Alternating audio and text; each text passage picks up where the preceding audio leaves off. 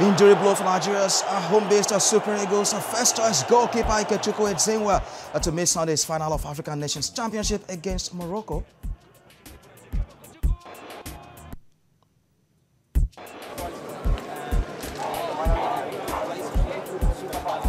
The fight for top four in the English Premier League hot up this weekend as Liverpool face Tottenham in a crunch Super Sunday clash at Anfield.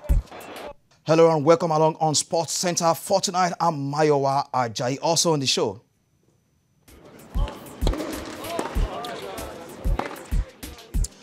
Australia and Germany level at 1-1 after the opening day of their Davis Cup tie in Brisbane on Friday. We'll bring you all the talking points in a moment.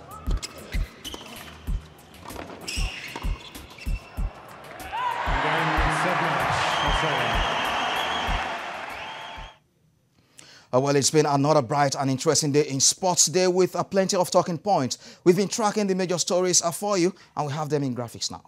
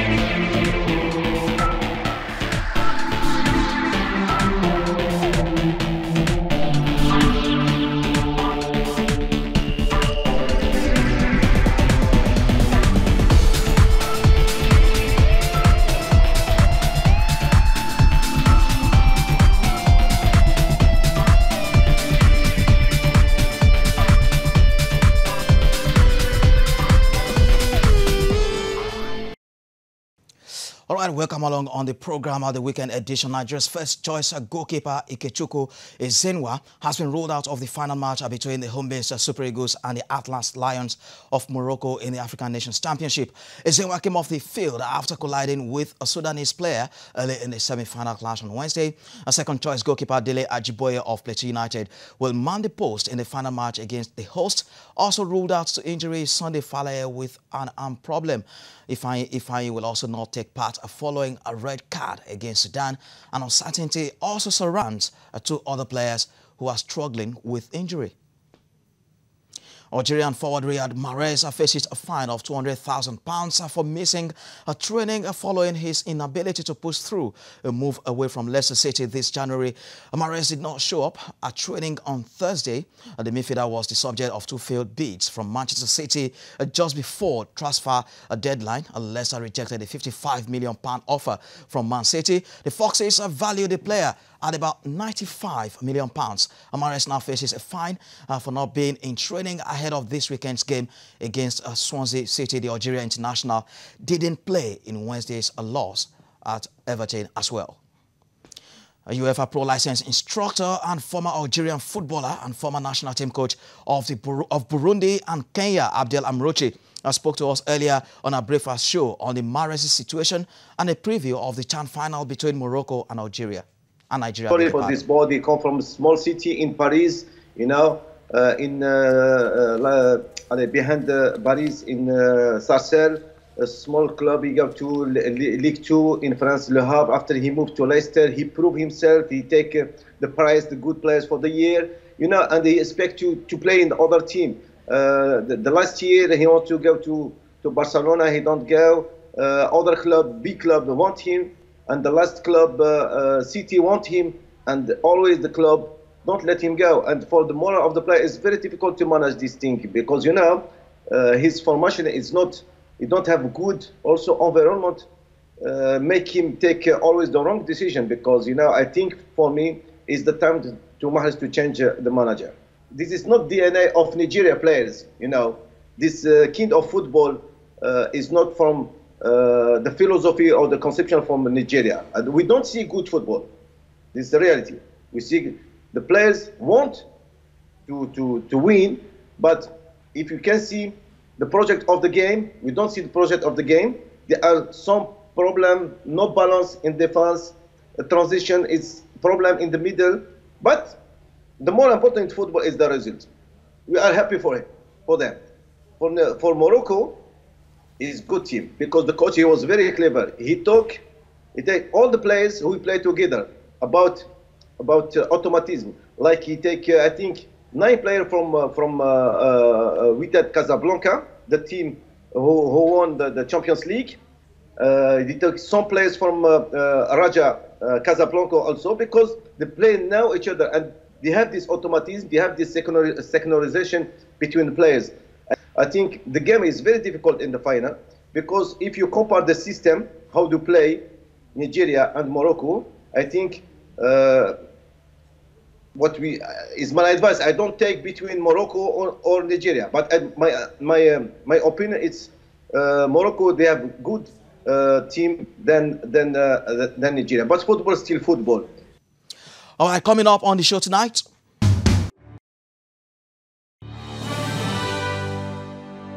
Sports journalist Shoggy Tosh will be joining me shortly as we take a look at all the major talking points in sports for today. Stay with us.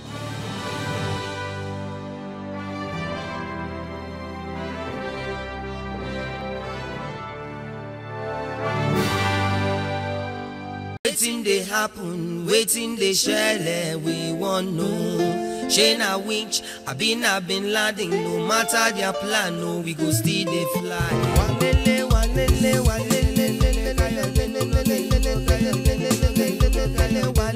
Where you do?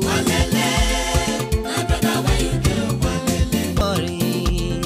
Why you so worried? Fellow Nigerians, I no go let you down.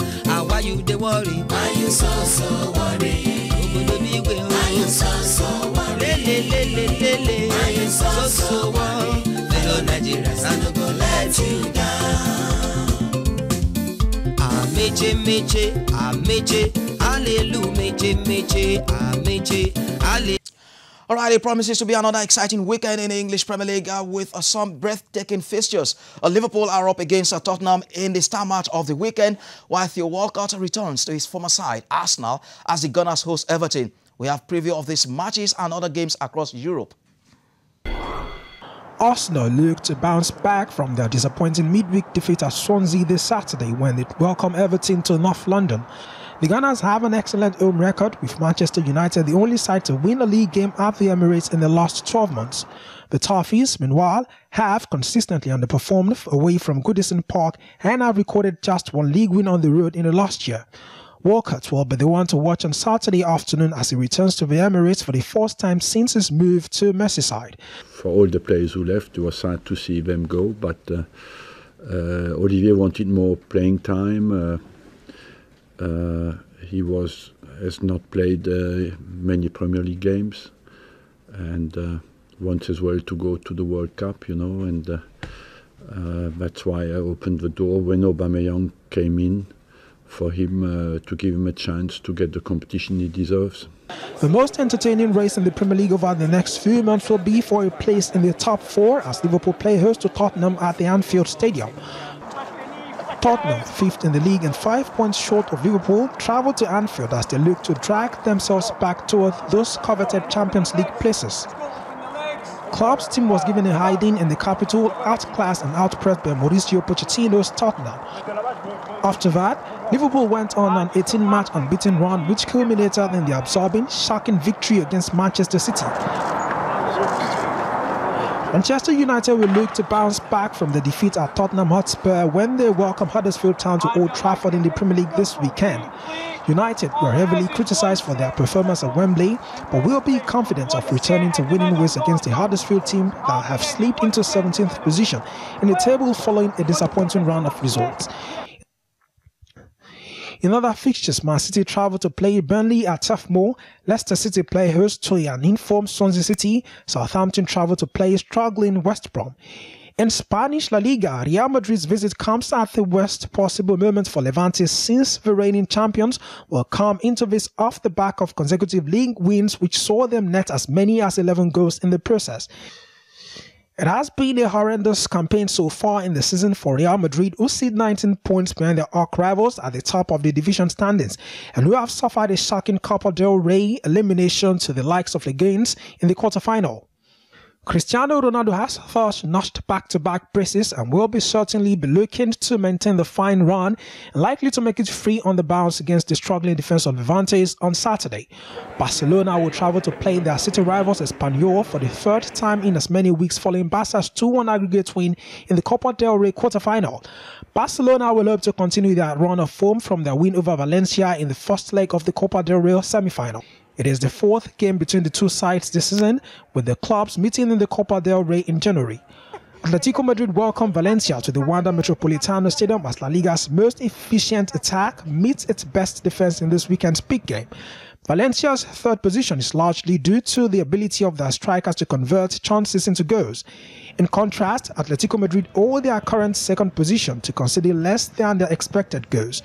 Goalkeeper Jan Oblak has consistently prevented teams from scoring to expectations. This season, they have conceded only 9 goals in 21 games and will need to be just as solid to secure a result on Sunday. In other fixtures, Sevilla travel to play Eibar, Real Betis play host to Villarreal, Celta Vigo travel to play Alaves, and on Sunday, Getafe tackle against Athletic Bilbao visits Girona. In the Italian Serie A, Juventus host struggling Sassuolo at the Allianz Arena, Turin. The home side are doing all they can to overtake Napoli at the top of the Serie A table, while the away side are gunning to pull further away from the relegation zone. The current champions Juve have won 8 successive matches, though they still remain 1 point and 1 place off top spot in Serie A behind Napoli, with neither title chaser dropping any points. Juventus have been putting in some staggering defensive performances and have kept 12 clean sheets in 13 fixtures. In other fixtures, Sampdoria host Torino, Crotone travel to play Inter Milan at the San Siro Stadium, and on Sunday Atalanta play host to Chievo Verona. Fiorentina tackle Bologna, AC Milan visit Udinese, and Napoli travel to play Loli Benevento. All right, quite some interesting features to look forward to then this weekend. New signing Gabon striker Pierre-Emerick Aubameyang is a doubt for Arsenal's matchup with Everton on Saturday in the English Premier League. Manager Arsene Wenger supervised his individual training on Thursday and reveals Aubameyang is sick. The striker will face a late fitness test for the game. The Gunners host the Toffees in the last of 7 matches in the English Premier League on Saturday. Theo Walcott will be returning to the Emirates for the first time since he switched to Everton. Aubameyang has been speaking to the media since he joined Arsenal. I'm really happy to be here, and of course I can join Mickey in this team, so I'm really happy to be here in this great team.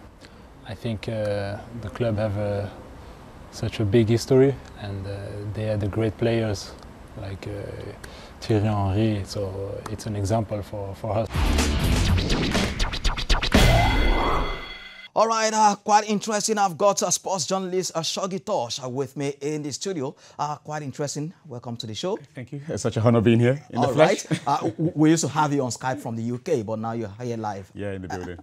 All right, we'll begin with that match this Sunday, Nigeria against Morocco, African Nations Championship final. What a match first that would be. But interestingly, Nigeria will be missing some key players, especially their captain, the goalkeeper Ikechukwu Ezenwa, is out injured. Sunday Faleye is also out injured. How key will this player's absence? Yes, it will be key because Ezenwa is such a big player, not just for the not just for the CAN, but even for the Super Eagles. He's done very well, over the months and the years, and him being the captain as well, I believe he'll be missed. But he's such a motivational speaker, such a core member of the team that I believe that he'll do that motivation even though he can't physically play. And Ajiboye did a great job when he came. Yeah, of course, against Sudan. Yes, I was a little bit worried because he wasn't even warming up on time, and he came on and he sprung a lot of saves as well. So I think the boys are ready. Efenye as well. Efenye, yeah, we're going to miss him as well. But I believe that the other 19 players, whoever will be chosen will do a great job. The Morocco game will be quite tricky. They actually flowing and scoring as well. And a player that is worrying me is El Kaabi, who has got 7 goals, the highest in the tournament. We'll have to watch him, and I just hope we don't have a slow start, because it looks like we concede a lot of goals and then try to come back. That might be a little bit difficult, you know, against Morocco. But the boys are really hungry. I heard what Tony Ibitoye was saying earlier today, that the boys are ready and they're motivated. And this is like their first opportunity to actually win something big. So I really believe that it might be a great day for Nigeria. Quickly, before we leave that scene, how do you see this one panning out in the end then? It's the first time Nigeria will be playing in the final after 3 attempts. Yeah. And they'll be facing host Morocco, who are a very dangerous opponent. How do you see the entire match, you know, shaping up on Sunday? Do you see the Eagles prevailing, or perhaps I think a key also, you know, would be the supporters. You know, obviously Morocco is at home and they have a very, very, you know, loud, you know, support. And we've had a number of challenges. We haven't been able to get our supporters. Yeah, we haven't been able to get our supporters in. You know, even Rafiu Oladipo, Dr. Rafiu was, you know, complaining about, you know, not having enough support. So I think that might be a thing. It's easily said that, you know, we should just shut it off and just do the business. But, you know, the 12 months, you know, sometimes it always counts. But I just feel like, you know, if we can just start powerfully, not start slowly. It was quite interesting that, you know, when we got that goal against Sudan, you know, we could at least sit back a little bit, and they had to come out.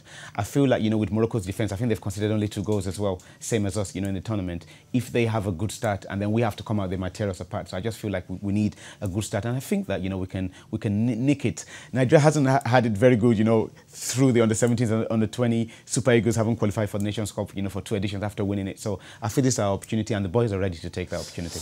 All right, Riyad Mahrez, the Algerian forward, he's in a very tough situation at the moment. We understand he might be fined by Leicester £200,000 for missing training. He missed one last week. Yep. Friday, he missed another yesterday. He hasn't shown up for training. He's not a happy man at the moment. Not at all, and you know, I wouldn't blame him. You know, people, you know, turning on him. I mean, let's not forget, you know, that you know, the previous transfer he spent it at an airport, you know, camping, hoping that, you know, someone will get him. But I thought, you know, the offer from Man City was quite good.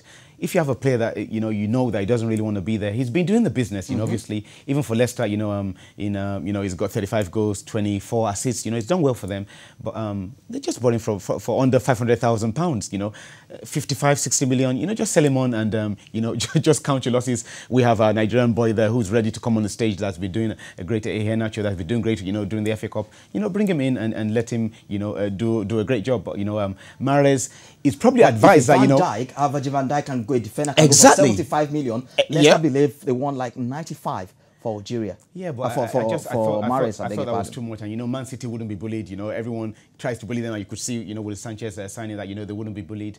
And when you have a player that doesn't want to go, that doesn't want to play for you, you know, they've gone through this a number of times. I just thought, you know, they should just let him go. It's so important. You saw what happened with Sanchez and with Wenger saying that, you know, it kind of, you know, affected the team. Even Van Dijk, you know, it affected Southampton for a while. I thought, because now, you know, it's a problem. Okay. You know, and I don't know how they're going to solve that one. All right, we'll keep our fingers crossed on how that one pans out. Let's move our attention to some of the interesting fixtures coming up this weekend. Yeah. And the first place to start would have to be at Anfield, where Liverpool take on Tottenham. That's the you know, the pick of the pack this weekend in the English Premier League. Before we talk about that, though, let's run through some of the other marquee fixtures in the EPL this weekend as well. Burnley will host runaway leaders Manchester City. That's on Saturday. United will host Huddersfield Town. Arsenal will face Everton, and on Sunday is that big one. We're talking about Liverpool against Tottenham. How do you see this one shaping up at Anfield? Well, that's going to be a great one. A massive feature it is. Massive feature. Good boost, you know, for Tottenham. You know, the defeat on Man United. I even thought that maybe Man United might, you know, actually at least get a draw or, you know, get a win. But, you know, I didn't see that one coming. Because, you know, Tottenham, they've had like an up and down season when you just feel like, you know, they're just going to be bringing it, you know, after the heroics and the Champions League. At times they just, you know, lose a game that you don't expect. History says that, you know, he's going to go Liverpool side in 76 games. They only won 6 times, you know, at Anfield. But they're on fire, and if Kane is shooting, it's going to be quite interesting. Let's not forget that, you know, the hot man of the Premiership with the Golden Boots, who has got 19 goals, you know, this season. You know, he's going to be, you know, on fire. So it's going to be, you know, a quite interesting one. Maybe it might even be a draw. You never know. But I'm a Chelsea fan, so I want a draw. The top 4 race this season is one that is very interesting. Yeah. Obviously, it seems the title is destined for Manchester City. But then when you look at the top 4 race, Liverpool, Tottenham, then Arsenal might still be in it as well. They face Everton. Yeah. I'm quite, worried, with the defense of Arsenal. The focus is always on the attack. And I don't think they have too many problems attack-wise. Now they have big four of their own. Yeah, exactly. But that defense, that defense problem is not really addressed. Last season, Wenger was playing with like a back three, back four, and it looks like he's still not made up his mind. And the funny thing, Troy Deeney was saying, like, when Watford beat Arsenal, a few months ago, like, everyone knows what they need to do if they want to beat Arsenal. Arsenal players were not happy about it, but it's the truth. You know that if you don't give them enough space and you bully them, especially at the back, and even Czech now, Czech is like, messing up sometimes. So players know that, and they actually, go out to test that. So they need to address that, because it's going to be tough. As I said, when we had the chat, earlier when I was in London, I don't think Arsenal will make the top four. All right, it should be a straightforward one then for Manchester City against Burnley away, and United should be beating Huddersfield Town. Should, I said. That was their first defeat of the season away at Huddersfield. In the Spanish La Liga, you've got some interesting matchups as well. Levante will host troubled Real Madrid, troubled champions Real Madrid. Espanyol will host Barcelona, and Atletico Madrid against Valencia. Quite interesting features. Yeah, quite interesting features. You use the right word there, troubled. I just hope that, the players don't get Zidane sacked, because he's done a great job. And you can see that there's a little bit of turmoil, in the camp as well. They just can't afford any more slip-ups. No, not at all. And, even with the Champions League coming, too many losses, the coach will probably have to go. And I think there's going to be a lot of clear out as well, even with the players. Ronaldo is still not happy. He wants more money. And it's going to be an interesting one. But I think Barcelona's run away, I just feel like they have a little bit too much to be caught up, and not win the league. Atletico Madrid is there, we can't just ignore them. And Costa is having a great time, though. And it'll be interesting to see, how it goes. But I just feel like Barcelona has enough to win the league this season. All right, it will be shocking, really, really shocking for Real Madrid not to make the Champions League spot in Spanish La Liga. What a huge blow that will be. And in the Serie A this weekend, some interesting fixture. Hellas Verona against Roma. Atalanta, Chievo Verona. Bologna against Fiorentina. Cagliari will take on Spal. Juventus, Sassuolo, Udinese, AC Milan, and Benevento against Napoli. All right, Shoggy, we understand you're quite, interested doing some other stuff, as in like music. Are you particularly doing... I was not expecting this. I need to get you back on that one. Yes, amazingly, I do other things. TVC warms more to my sports, side, but this is the first time that I will be asked about my music. I've done 4 songs so far, and I've done very well. The whole project is like basically to kind of raise funds for the less privileged. I've lived on the streets before. I've sold spoiled tomatoes on the Oshodi Bridge, sold nylon bags on the Ikeja Bridge. It was emotional passing through those places, a couple of days ago. But being on the streets before, I just wanted to give something back. So all the funds I raise goes towards charities that can actually help people off the streets, people that don't have parents and stuff like that. So that was the main reason why I started music. But after doing that, DJs got back to me, MCs got back to me that, Shoggy, take this serious, we're really feeling your songs. And I've done 4 songs so far, but I'm planning to release my debut album this year called Emujo Means Dance. And I have a number of tracks. I have Mama that I'm going to release in March, celebrating my mother and celebrating women out there, mothers do great. This one features Juliet Farrell, who actually got nominated for a Mobo award. Mobo is a great award. Also I have Pamoto Remix. Pamoto did great for me. It was #1 in Uganda for like 2 months. It was #1 in Benin for 8 weeks. Pamoto did great for me, and I'm doing Pamoto Remix featuring That Boy Masin from Zambia, Boris Wanspeter from Uganda, and also Anna B from UK, a Jamaican. So a lot coming up. I also came here to do some work with Estio, who's a great producer, and also Okesoke. So and also to shoot some videos as well. So I'm quite busy. I really can see that. Maybe I will get to feature on one of your videos. Yeah, you can even sing or rap. Oh, really? Yeah, I know you're multi-skilled, so that would be great to see. I'll wait to unravel that, actually. I heard you singing earlier, so I know you can sing.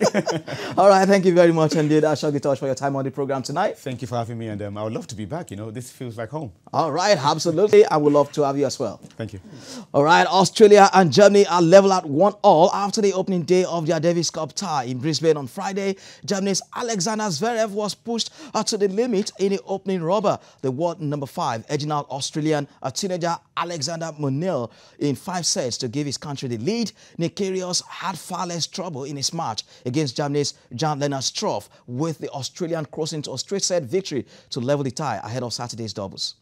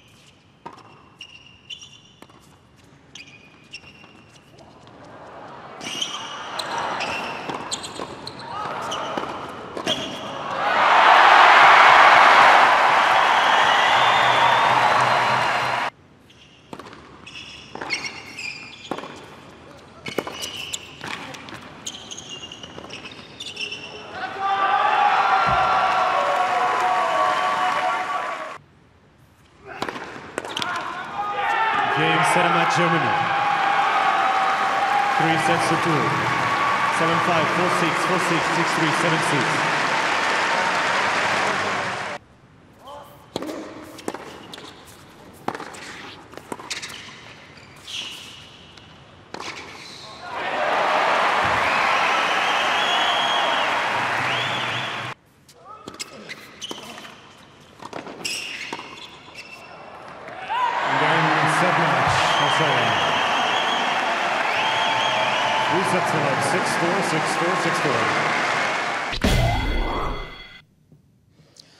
Okay, Denver Nuggets edged Oklahoma City Thunder in a dramatic fashion, winning by 127 to 124 points. We've got those highlights for you now. And is rebounding. The referees tonight here in Denver. With the Denver Nuggets 26-25, 19-7 at home. Murray takes it inside. Nice knock away. How about the walk shot? And that's pickpocketed. Harris will get this one. He has played well. A 3. Who's a terrific rebounder, getting it inside and missing the open slam. But George is there with the finger rolling tonight. 2 straight losses for this Denver team. But boy, what about the teams they've lost to? San Antonio Tuesday and Boston here. Another Harris hit for Carmelo Anthony. Had 28 back here in November. Back for a second time. Barton a 3. Will emerging as the go-to downstretch player for this young Nuggets team. 30-21 record for Oklahoma City, and Carmelo Anthony will put 30, a second-year player out of Kentucky. Well, what was one of the things that worried Billy Donovan? He said this Nuggets team, nice pass from Westbrook to Adams. He says getting a lot of attention, certainly, since he's been putting up so many big numbers. Well, obviously, too, but nice alley-oop from Westbrook again to Adams. All right, quite interesting highlights coming from the NBA. That's a package on the Show Sports Center for the week. The show will return again next week, God willing, with all the highlights of the weekend action in sport. I'm Mayowa Ajayi. Have a fabulous weekend ahead, and we'll see you again next week. Bye for now.